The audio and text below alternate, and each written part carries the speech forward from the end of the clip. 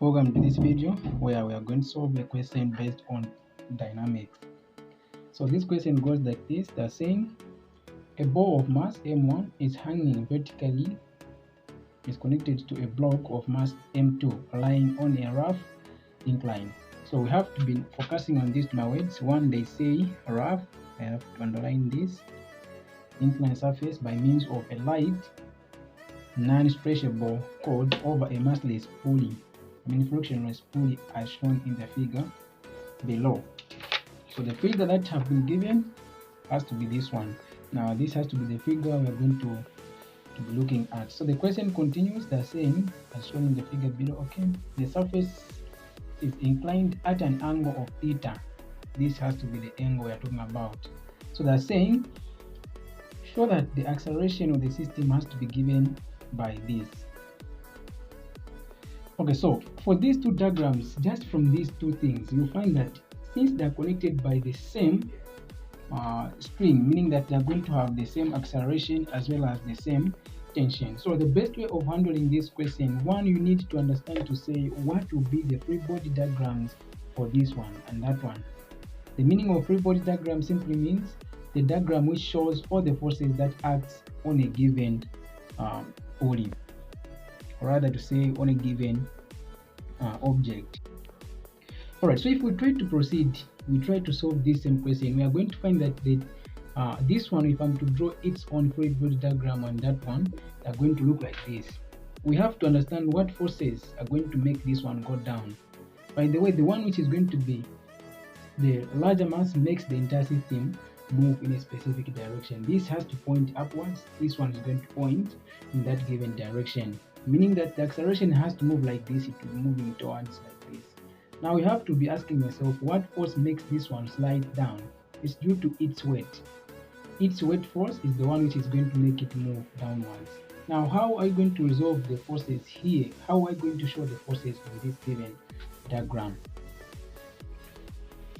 Okay, so if I'm to draw the free body diagrams, I'll start with this one. I'll say this has to be like this. Mass has to point in that, tension has to point in that given direction.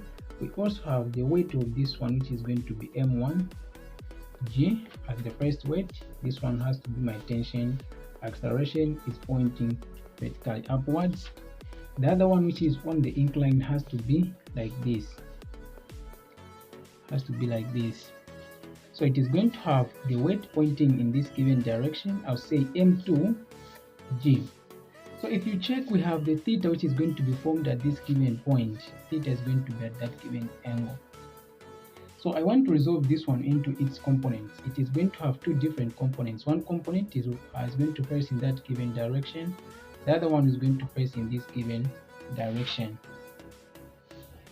Now, if I'm to continue, you'll find that we also have this one which is going to point in that given direction as the normal force. Remember, normal force always has to point vertically. It has to make 90 degrees with what? With the surface on which the object has been placed. So definitely we are going to have m g sine theta. We know that if the angle is going to be here, it will be the same angle which is going to be made at that given point. So this one is going to have mg cos theta. So since the surface is rough, meaning that we are going to experience what we call friction force pointing in the opposite direction, then this one has to be my normal force, just like that. Alright, so what you should always be understanding is you need to know the direction of acceleration where it is pointing. For that one has to point in that given direction. For this one, it points vertically upwards. What are you supposed to do? Here we only have the y-axis. What are you supposed to do now? Since we have acceleration, meaning that I'll say the summation of forces in y must be equal to ma. The mass given here is the mass of this object. So since this one is moving in the x-axis with respect to the incline, I'll say the summation of forces in x has to be equal to ma. This mass has to be m2. So you are going to find that since tension is the one which is pulling this one, it has to be on the left hand side. This one which is opposing, it must have a negative force. So I'll say M1G, I'll equate this one to M1A, like this. Alright, so if I come to this other side, you'll find that this one we have the opposing force, which is going to be my friction. And how do you find friction? Friction has to be equal to mu, which is K, because this is kinetic friction. I'll say normal. So if you look at this given point, we are going to understand that the normal force has to be equal to the weight, or rather the component of the weight force. That's why we normally write to say the summation of forces in Y must be equal to 0, due to the fact that the object is not moving in the y-axis. So meaning that the upward force has to be equal to the downward force, because the object only slides in the x-axis. That's why normal must just be equal to mg cos theta, meaning that in the friction force here, where there is normal, that's what we're going to replace with the that other thing. So I would say, I'll put it like this now. I'll write it like this. I'll say, since this is the only force which makes it move, I said the force which makes move the object which is on the incline has to be the weight. Now, which weight? It has to be the component of the weight which is pointing in that given direction.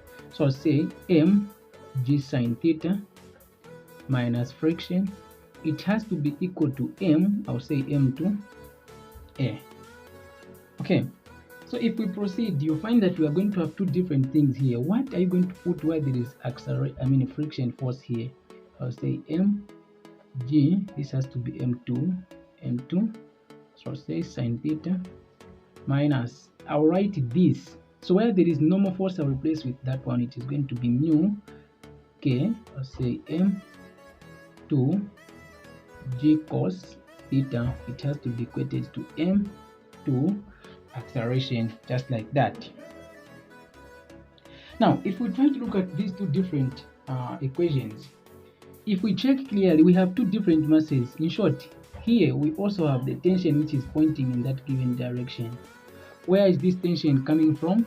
If we come back to this diagram, you find that we are going to have the tension pointing in that given direction. It also acts as the opposing force, of which I have to put it on this part whereby I wrote the minus. I'll say m2 g sine theta minus tension minus the part of friction, which is going to be m2 g cos theta. It has to be equal to m2 acceleration, just like that.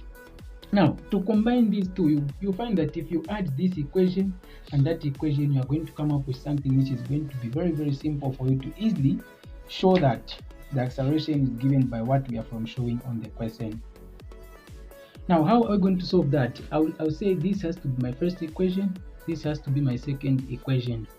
To solve this simultaneously, I'll just combine them like this. I'll say, I'll write it like this. I'll say t minus m1g, it must be equal to m1a, and I'll write this equation also here. I'll say m2g mg sine theta minus t minus mu k m2g cos theta. It has to be equal to m2a. So if you add directly to say this and that, you find that this and that one will be cancelled once you add the left hand side part. Then this and that will be added. How are you going to add them?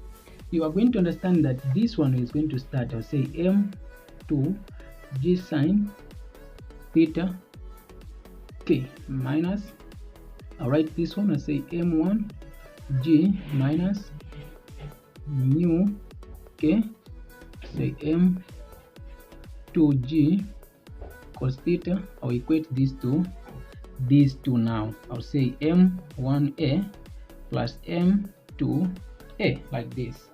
Let me try to shift or maybe to flip to the next page. Alright, let me try to rewrite what I'm writing there. I'll say m2 g sine theta minus m1 g minus mu k, say m2g cos theta. It has to be equated to m1a plus m2a, like this. Now the thing is very simple now. How are we going to handle this? On my left hand side, I'll just factor out what is common, or rather I'll put these things in a proper order. I'll put them in a proper order so that I can only deal with the things that are mostly needed. So if we check back to this same question, they're saying we have to write it in this formatting, meaning that we are almost there now. We are almost there to reach the final answer. Alright, so if we proceed, you find that you have to write them like this. I'll say m to g sine theta minus mu k m to g cos theta minus m1 g. It has to be equal to m1. Okay, let me just try to factor out acceleration. I'll say plus m2. I'll put my acceleration outside. Same applies to this part. You can just factor out what is common. In this case, g has to be common. If you factor out, you are going to have m2 sine theta minus mu k m2 cos theta minus m1. I'll close. I'll say g here. I'll equate everything to m1 plus m2. I'll close. Say acceleration. Now I'll divide throughout by the mass, which is going to be m1 m2. Alright, now we can try by all means to divide throughout by m1 m2. I'll do like this, just write something like this. I'll also come here, I'll do as y's, and I'll say m1 plus m2, m1 plus m2. I'll cancel this, and definitely acceleration is going to be written as m2 sine theta minus mu k m2 cos theta minus m1. I'll close everything and I'll say g, and I'll divide throughout by m1 plus m2. As simple as that, and this definitely it shows that you've shown what acceleration has to look like. Thank you very much for watching. This has to be the end of this same question. That's how you have to be handling these same questions. In the next video, I will solve the same question, but I'm going to illustrate how to come up with what we call the tension now. Thank you once more.